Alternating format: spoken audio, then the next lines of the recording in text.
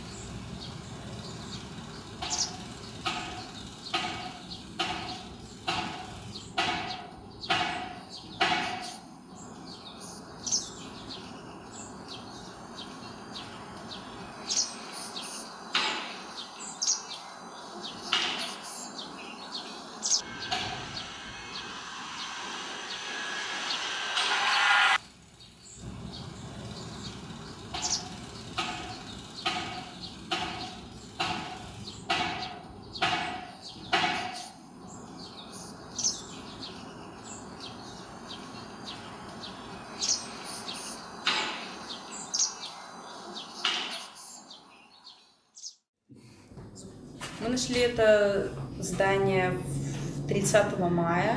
Эта идея нас давно не оставляла, найти, засквотировать какое-нибудь здание, но оказалось абсолютно нереально на самом деле. Вот, мы приехали сюда ночью, где-то в полночь, и этот дом, он настолько был жуткий вообще казался ночью, с кучей наваленного стекла, строительного мусора. Мы даже побоялись заходить сюда без света. Вот это именно какое-то вдохновение, оно осталось. Мы приехали сюда на следующий день уже, когда было светло, и решили, что да, мы будем делать. Еще не знали, честно говоря, что мы будем конкретно здесь делать, но желание что-то делать было. Не знаю вообще, продержится ли это до завтрашнего дня и что с нами здесь будет, мы просто начали делать. Чистить, убирать какашки. Здесь было по колено всякого мусора, грязи. Здесь в этих комнатах стоял реально запах именно, не знаю, говна каких-то, не знаю, трупов, чего-то еще. Вот, но мы все это вычистили буквально. В первые недели стали уже заниматься какими-то ремонтами, обустройствами, покрасками, рисунками. И где-то через месяц, даже меньше, в 20-х числах, по-моему, июня, мы сделали здесь сначала такую вечеринку с соевым шашлыками на улице. Пригласили людей вообще, чтобы посмотрели, что есть такой дом, что здесь можно что-то делать.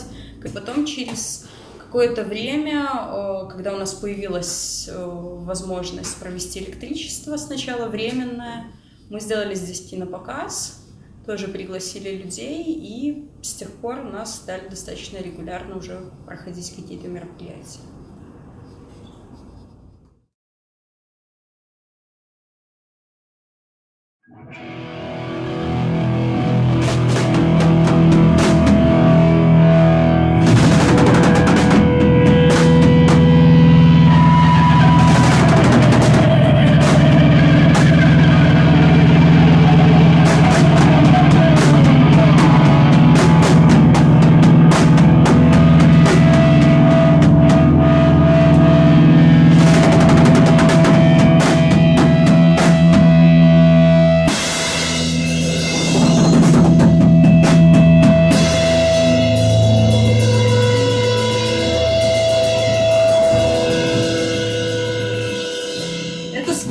Абсолютно нелегально занятый. То есть, понимаете, это когда вы с кем-то говорите об этом месте, когда вы ведете сюда каких-то людей. В этом месте проходят не только концерты. Концерты — это первый у нас.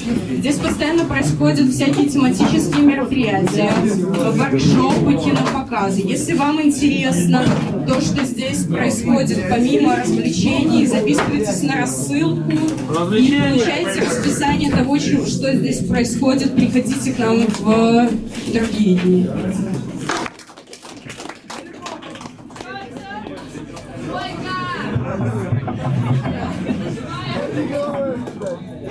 Сейчас песня под названием «Последний диктатор».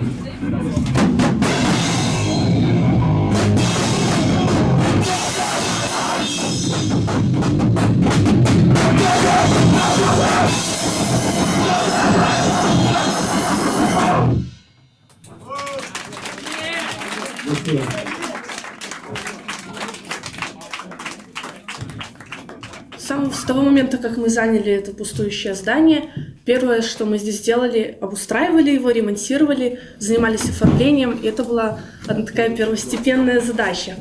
А потом, когда к нам стали залазить и постоянно что-нибудь отсюда выносить, мы, занимались обеспечением безопасности. И каждый раз эти грабители придумывали какую-то новую лазейку, и нам приходилось в ответ придумывать какой-то новый изощренный механизм, чтобы они не смогли попасть. Больший акцент сейчас идет на проведение каких-то мероприятий. Сначала это были кинопоказы, показывали по 2 фильма в неделю. И причем фильмы выбирались такие, которые действительно можно обсуждать, чтобы они были на какие-нибудь волнующие темы. Но не всегда это удавалось, иногда фильмы были совершенно ни о чем. Помимо кинопоказов мы еще стараемся проводить какие-то другие мероприятия, обсуждать вещи, которые нас волнуют, учиться чему-нибудь. Каждый, кто что-то умеет, может прийти сюда и чему-нибудь научить своих друзей.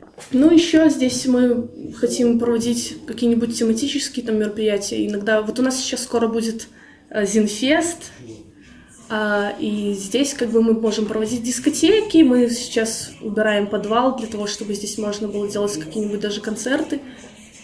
В общем, любая инициатива, которая у людей появляется, здесь, в принципе, можно делать. И это очень здорово, что появилось место, в котором каждый может проявить себя как-то, или нарисовать рисунок, или создать группу. Самое ценное, что мы можем вообще получать от этого дома, это опыт взаимодействия, самоорганизации.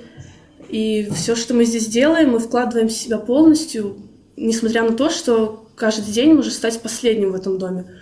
И нам это все равно, потому что, если мы будем не полностью выкладываться, то зачем все это вообще делать?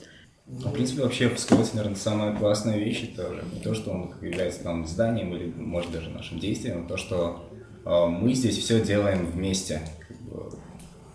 А то, что мы делаем вместе, это, в принципе, сближает людей. То есть мы лучше узнаем их, это уже не do it yourself, а do it together. И это реально круто. В целом, весь опыт дома, да, опыт сквотирования в таком каком-то небольшом коллективе, там, я не знаю, человек 10-15, которые постоянно всем этим занимались и занимаются сейчас, стал каким-то таким сплоченным, порой некоторые люди обвиняют там в каком-то диком сектантстве, то, что мы дальше этого дома не уходим, и тому подобные вещи. Ну, это абсурдно на самом деле. Мы постоянно, в принципе, меняемся, друг друга меняем, чему-то новому учимся, что-то изменяем в наших, там, я не знаю, каких-то подходах. Тут постоянно какие-то дискуссии ведутся там политические. Но это очень важно на самом деле.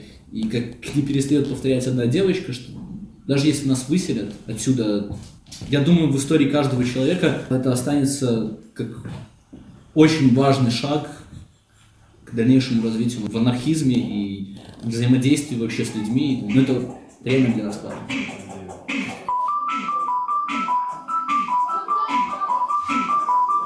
Вот спалился. Знаешь, что я для КГБ снимаю?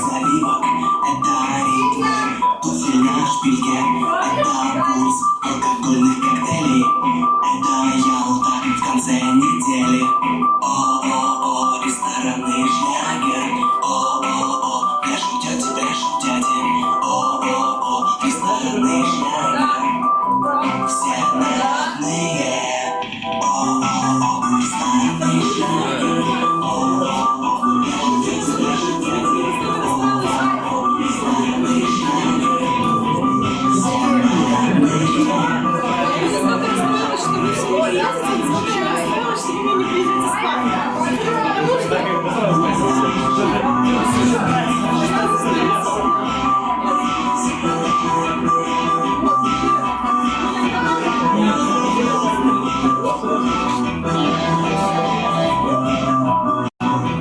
Если обрезать. Сейчас вы померите.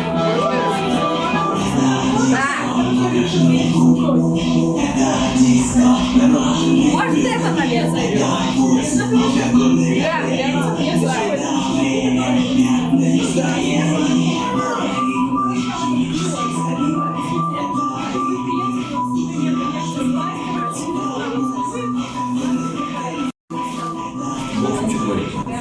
Здорово, уютно. Понятно, что много чего надо делать. И, конечно, жалко, если все это закончится однажды по чужой воле. Но то, что сюда уже вложили столько труда, и, по-моему, это уже окупается вот каким-то хорошим психологическим настроем. Ну, у нас в Москве тоже был сквот в свое время, в 90-е годы, и он у нас довольно долго продержался, 1,5 года. Скажу, что мы в него, наверное, вложили сил меньше, чем вы уже сюда, да, и, может быть, потому он так легко и закончился в свое время, что никто же не хотел его оборонять, когда стало надо. Ну, в общем, желаю вам того, чтобы в любом случае тот дух, который здесь вас объединяет, чтобы он нашел свое воплощение, даже если дома не останется. Но надеюсь, что это я живу асфальтом, в таком бедро хожу по мрамору. Отдаю предпочтение свитеру старому. Мои штаны с легкостью влезет даже толстяк. Кепка смотрит косо, микрофон сжимает кулак. Мальчишка с улицы, здесь же рака в пиджаках. Мое сердце не остынет в этих серых стенах. Размах крыльев ворон, асфальт, стекло и бетон. Надиктовывают каждому суровый закон. И каждый принимает игру 2 миллионов. И неважно кто ты, богатый, бедный, толстый, тонкий. Каждый занят наживой, правдивой, лживой и чистюлей. Пришивы этим одержимы. Я только плевал я на системы ваших знаний, ваших воззрений, ваших жизненных заданий. Плевал я на ваши планы мироустройства. Пока я жив, в вашей жизни будут беспокойства. Андемайский. А можно вообще ваш голос услышать или нет? Очень интересно. Конечно, очень радует, что мы можем делать много чего сами, без чьей-либо помощи, без чьей-либо денег, вложений, спонсирований и прочей хуйни, которая связана и с капитализмом, и с существующими какими-то развлекательными культурными центрами, которые принадлежат государству, какие-то даже клубы, которые сдают в аренду. Мы не то что полностью независимы, но, по крайней мере, то, что у нас есть это место, мы освободились от зависимости от каких-то, по крайней мере, аспектов нашей жизни.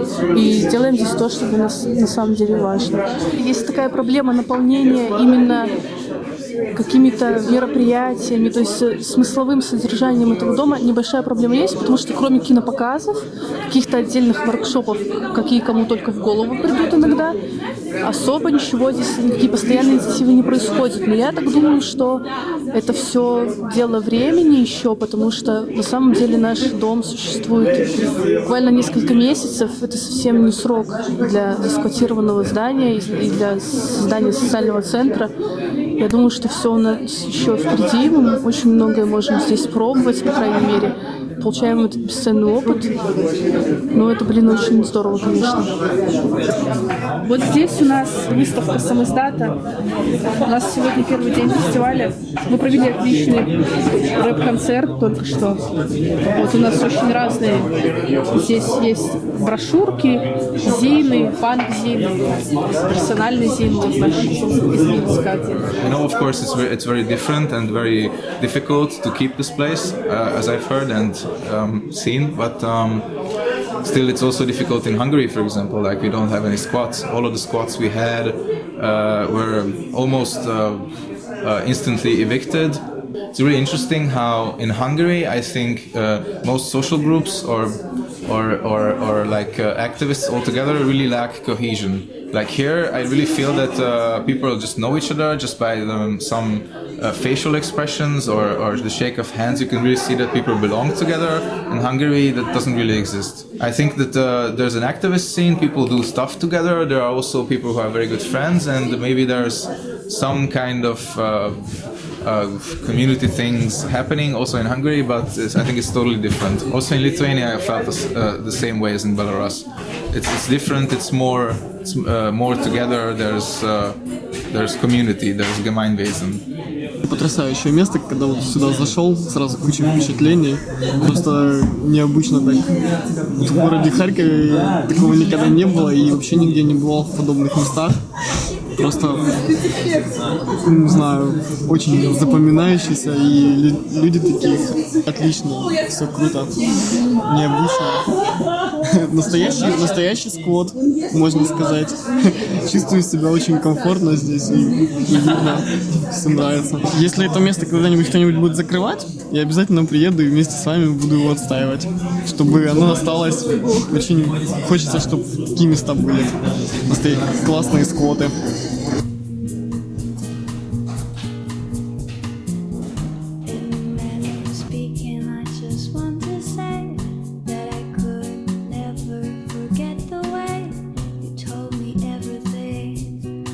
Вчера нам стало известно, что наш дом приблизилось к нему угроза населения, которая не так существовала.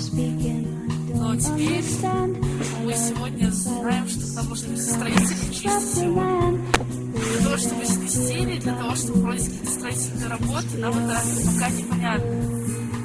Мы сейчас сидим в засаде и ждем какого-либо разрешения этой ситуации. Ну и все мы очень переживаем.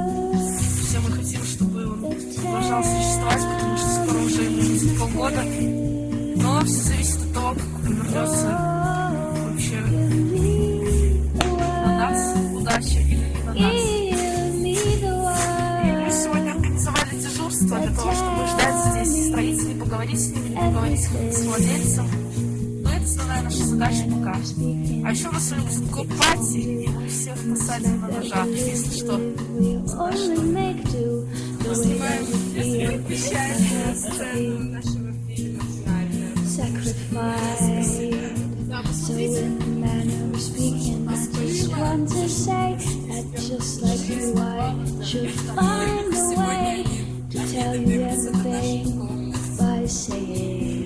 Нас щемит сердце, но мы не отчаиваемся, потому что это не последний сквот в нашей жизни, мы так думаем, у нас остались наши пожитки. И все просто поначалу. У нас нет опыта сопротивления, такого, чтобы понять, чтобы защищать это место. Да, мы будем на поле. Да, у нас нет такой возможности. Считаю, что но я думаю, что следующий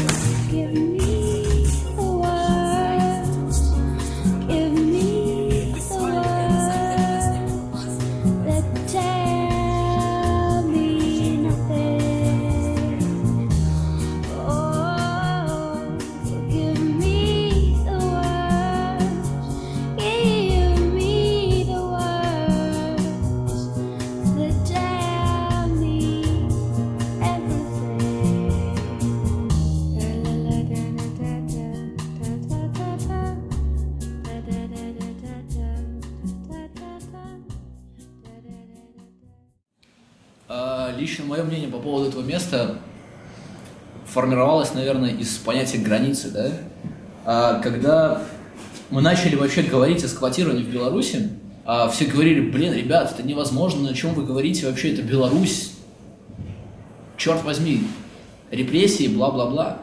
Нам было насрать, на самом деле, на эти границы, которые искусственно, в принципе, созданы, да, людьми.